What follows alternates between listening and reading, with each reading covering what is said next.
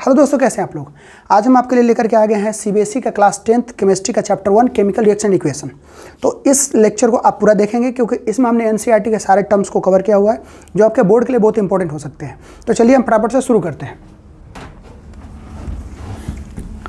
सबसे पहले हेडिंग डालेंगे chemical reaction.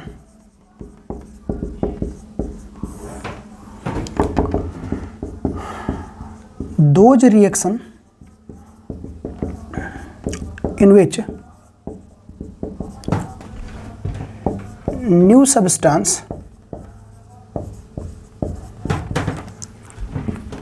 with new properties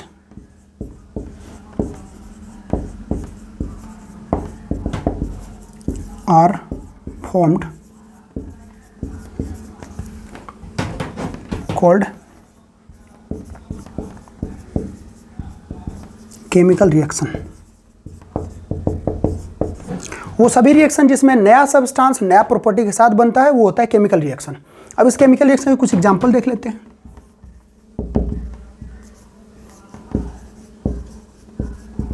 burning of anything, कोई भी चीज जलता है वो केमिकल रिएक्शन के अंदर में आता है। इसके साथ में respiration, digestion of food, rusting of iron, ये सब के सब केमिकल चेंज के अंदर में या केमिकल रिएक्शन के अंदर में आपको देखने को मिलेंगे। इसके अंदर में जो भी चीज़ें बनेंगे वो नया प्रोडक्ट बनेंगे, उसकी केमिकल प्रॉपर्टी अलग होगी, ओरिजिनल प्रॉपर्टी से उनकी प्रॉपर्टी अलग होगी। इसके साथ एक और एग्जांपल ले लेते हैं। Milk left at room temperature in summer season में जो हम दूध को रूम टेम्परेचर पे छोड़ देते हैं गर्मियों को सीजन में, तो उसके अंदर में केमिकल चेंज देखने को मिलता है या केमिकल रिएक्शन देखने को मिलती है। तो ये कुछ हो गए केमिकल रिएक्शन जिसको हमने इस एग्जांपल के थ्रू समझा। ठीक है, अब हम देखते हैं characteristics of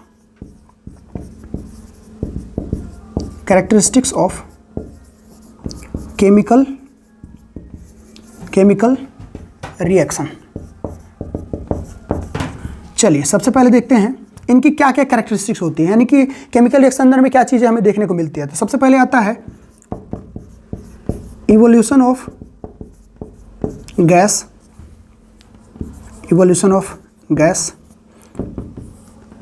formation of precipitate, PPT के फॉर्म में लिखते हैं प्रेसिपिटेट, यानी इनसॉल्युबल सॉलिड, जो सॉलिड के फॉर्म में केमिकल रिएक्शन के अंदर बनता है जो घुलता नहीं है उसे हम पीपीटी कहते हैं। Third one change in temperature, यानी कि टेम्परेचर में बदलाव आता है, तापमान इसका घटता है या बढ़ता है केमिकल रिएक्शन के अंदर में, कैरेक्टरिस्टिक होती है। Fourth number change in colour, साथ में change in state. Chemical reaction के अंदर में गैस बनेगी, ये इसकी कैरेक्टरिस्टिक्स है। साथ में कोई पीपीटी बन सकता है, वो भी कैरेक्टरिस्टिक्स के अंदर आता है इसका। टेम्परेचर बदल सकता है रिएक्शन का, उस पूरे के पूरे कंटेनर का जिसके अंदर रिएक्शन हो रहा होगा। इसके साथ में कलर चेंज हो सकता है, साथ में स्टेट भी बदल सकता है, सॉलिड है तो लिक्विड, लिक्विड है तो गैस, ऐसी चीज़ें हो सकती है। तो ये सारे के सारे कैरेक्टरिस्टिक्स ऑफ केमिकल रिएक्शन थे। इसको आप नोट डाउन करिए, फिर हम आगे बढ़ते हैं। चलिए तो अब हम देखते हैं chemical equation.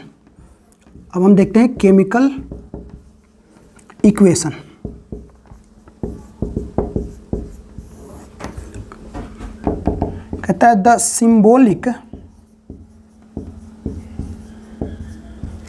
Representation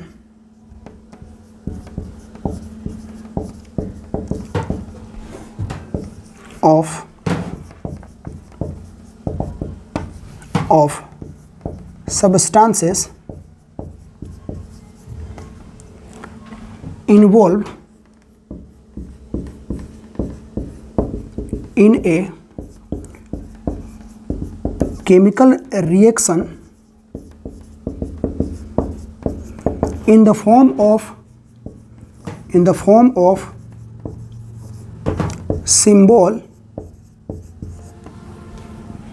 and formula is called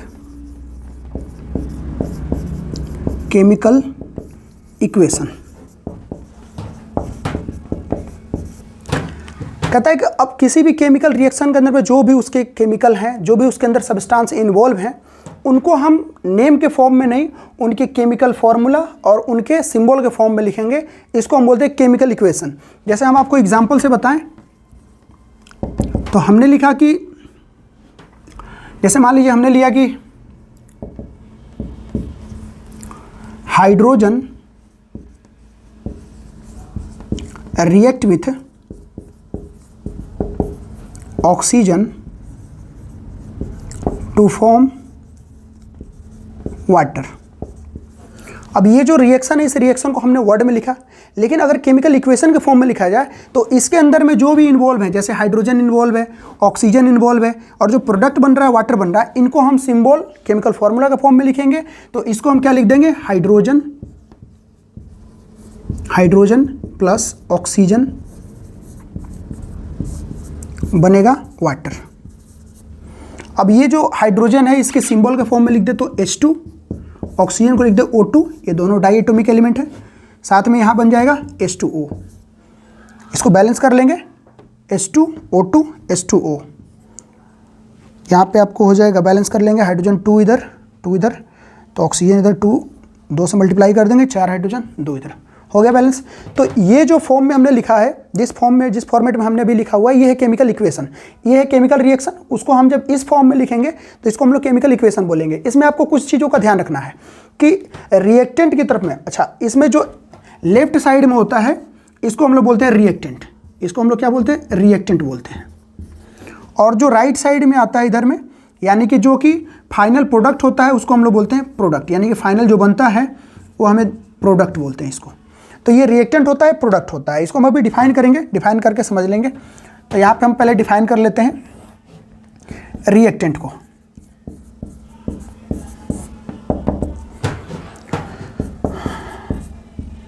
those chemical substance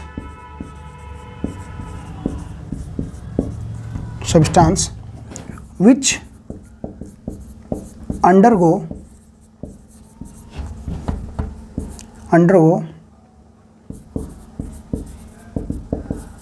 chemical change is called a reactant। वो सब्सटेंस जो केमिकल रिएक्शन के अंदर में केमिकल चेंज शो करता है उसे हम लोग रिएक्टेंट कहते हैं। Product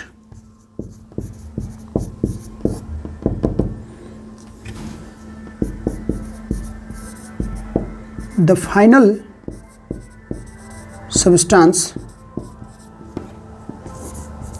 formed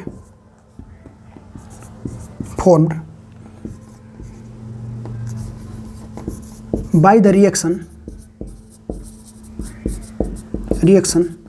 is called product।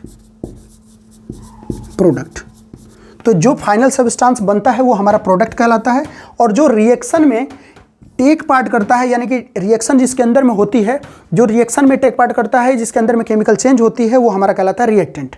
और जो प्रोडक्ट बन के मिलता है, यानी कि जो हमारा सब्सटेंस फाइनली ऑब्टेन किया जाता है, वो हमारा कहलाता है प्रोडक्ट। अब इसमें आपको थोड़ी बातों को ध्यान रखना है कि अगर रिएक्टेंट एक से ज़्यादा है, जो कि जनरली एक से ज़्यादा हम देखते मिलते हैं, तो एक से ज़्यादा होंगे तो उनके बीच में प्लस का साइन होगा, और रिएक्टेंट और प्रोडक्ट को सेपरेट करने वाला एक एरो का चिन्ह होगा, एरो का एक साइन रहेगा, जिसमें हम इसी तरह का एरो बनाएंगे, इसमें और कोई दूसरा एरो यूज नहीं किया जाएगा। तो ये एरो इसमें यूज होगा। अगर प्रोडक्ट की तरफ में एक से ज़्यादा अगर कोई सब्सटेंस बनते हैं तो उनके बीच में भी प्लस साइन यूज किया जाएगा। ठीक है, चलिए यहाँ तक आप छाप लीजिए पहले, उसके बाद हम आगे बढ़ते हैं। हम कुछ एक्टिविटी को देख लेते हैं जो कि आपके एग्जाम के पॉइंट ऑफ व्यू से, बोर्ड के पॉइंट ऑफ व्यू से बहुत इंपॉर्टेंट है। तो चलिए एक्टिविटी को हम पहले देखते हैं क्या है एक्टिविटी में। तो सबसे पहले है एक्टिविटी 1, यानी एग्जाम्पल है केमिकल रिएक्शन का। केमिकल रिएक्शन का एग्जाम्पल है burning of magnesium ribbon. Burning of magnesium ribbon. कहता है कि अगर हम इसकी बर्निंग को देखें तो एक एक्टिविटी के तौर पे है, इसको हम देखते हैं तो इसमें कैसे रिएक्शन होती है। अगर मैग्नीशियम रिबन को जलाया जाता है तो कैसे रिएक्शन होती है। तो कहता है magnesium ribbon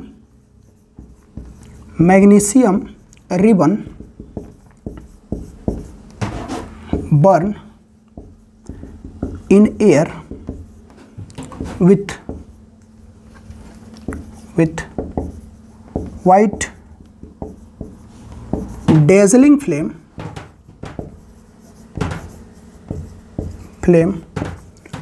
to form white compound called magnesium oxide। कह रहा है कि मैग्नीशियम रिबन को जब एयर के प्रेजेंस में जलाया जाता है तो वो वाइट डेजलिंग फ्लेम के साथ जलता है और एक वाइट कलर का कंपाउंड बनाता है जिसका नाम है मैग्नीशियम ऑक्साइड। इस चीज़ को आपको ध्यान रखना है। अब ये केमिकल रिएक्शन है, अब इसकी हम इक्वेशन लिख लेते हैं। तो मैग्नीशियम का सिंबल होता है Mg और ऑक्सीजन का सिंबल होता है O2। इसमें प्रोडक्ट बनेगा मैग्नीशियम ऑक्साइड, इसका फॉर्मूला होता है MgO। अब इसे हम बैलेंस कर लेंगे, इधर O2 है तो इधर 2 मल्टीप्लाई यहाँ 2, ये आपका बैलेंस हो गया। केमिकल बैलेंस का अभी हमने क्लास नहीं करा है, आगे हम लोग केमिकल को बैलेंस करना सीखेंगे, बट अभी फिलहाल ऐसे लिख लीजिए आप, ठीक है। आगे बढ़ते हैं। अब हम आते हैं एक और एक्टिविटी की तरफ। अभी हमें इसमें कुछ क्वेश्चंस और पूछे जाते हैं। अभी क्वेश्चन क्या पूछा जाता है, तो एक क्वेश्चन ये पूछा जाता है why magnesium ribbon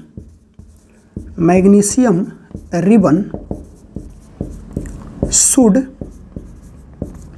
clean before burning. कह रहा है कि मैग्नीशियम रिबन को जलाने से पहले साफ क्यों किया जाता है। ये एक इंपॉर्टेंट टर्म है, इसके लिए एक क्वेश्चन के तौर पे बार बार इसमें पूछा जाता है बोर्ड में। तो चलिए फटाफट से देखते हैं ये ऐसा क्यों किया जाता है। तो कहता है कि magnesium ribbon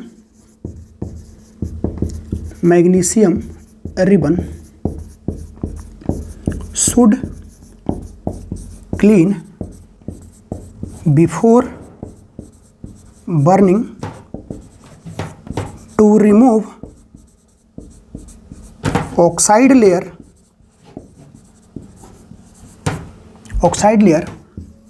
from their surface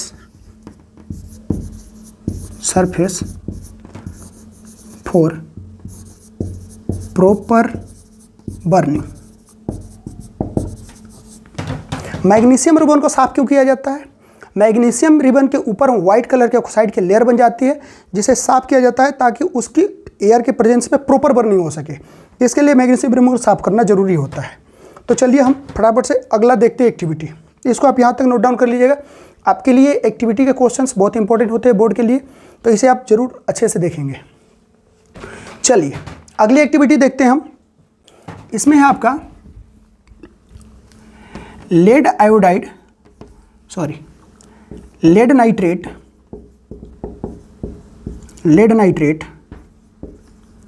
react with potassium iodide।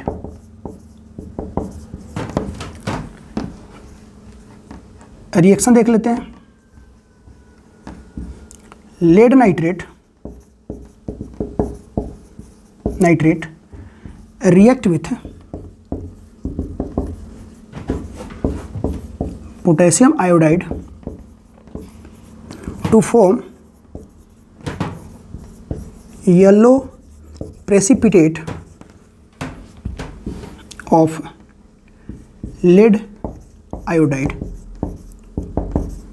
इस रिएक्शन में इंपॉर्टेंट टर्म ये है कि इस रिएक्शन के अंदर में लेड नाइट्रेट रिएक्ट करता है तो येलो प्रेसिपिटेट बनाता है और येलो प्रेसिपिटेट लेड आयोडाइड का होता है। ये आपको इंपॉर्टेंट टर्म है, इसको अंडरलाइन करके याद रखने के, इसको अच्छे से पढ़ लेंगे क्योंकि ये आपकी एक्टिविटी का है तो आपके बोर्ड के पॉइंट ऑफ व्यू से बहुत इंपॉर्टेंट है। अब इसका हम रिएक्शन देख लेते हैं। इसका रिएक्शन हो जाएगा, केमिकल फार्मूला का फॉर्म लिख देते हैं। लेड नाइट्रेट PbNO3 का होल 2, साथ में रिएक्शन करा इसने पोटेशियम आयोडाइड के साथ में। प्रोडक्ट में क्या बना, तो लेड आयोडाइड बना, यानी कि PbI2, लेड आयोडाइड का फॉर्मूला होता है PbI2, और साथ में बाहर क्या निकलेगा, तो पोटेशियम और नाइट्रेट KNO3, ये आपका बाहर निकलेगा। ये लेड आयोडाइड आपका येलो PPT है तो सॉलिड फॉर्म में बाहर निकलेगा, और ये lead nitrate aqueous solution, aqueous form में ये रिएक्शन के अंदर रहेगा। यहाँ हमारा लेड नाइट्रेट एक्वस फॉर्म में रहेगा, पोटेशियम आयोडाइड भी एक्वस फॉर्म में रहेगा, और इस रिएक्शन के हमारा ये लेड आयोडाइड निकला जिसका कि कलर येलो होता है, ये येलो PPT होता है। आप इस चीज़ को याद रखेंगे कि ये येलो PPT होता है। येलो PPT इसका नाम होता है पोटेशियम आयोडाइड, जो कि हमारा इस रिएक्शन के अंदर बना हुआ है। तो इस रिएक्शन को भी आप अच्छे से देख लेंगे। चलिए अगला रिएक्शन देखते हैं। अगला रिएक्शन क्या है, तो अगला रिएक्शन है zinc react with sulphuric acid. चलिए देख लेते हैं इसका रिएक्शन कैसे होगा। कहता है zinc react with sulphuric acid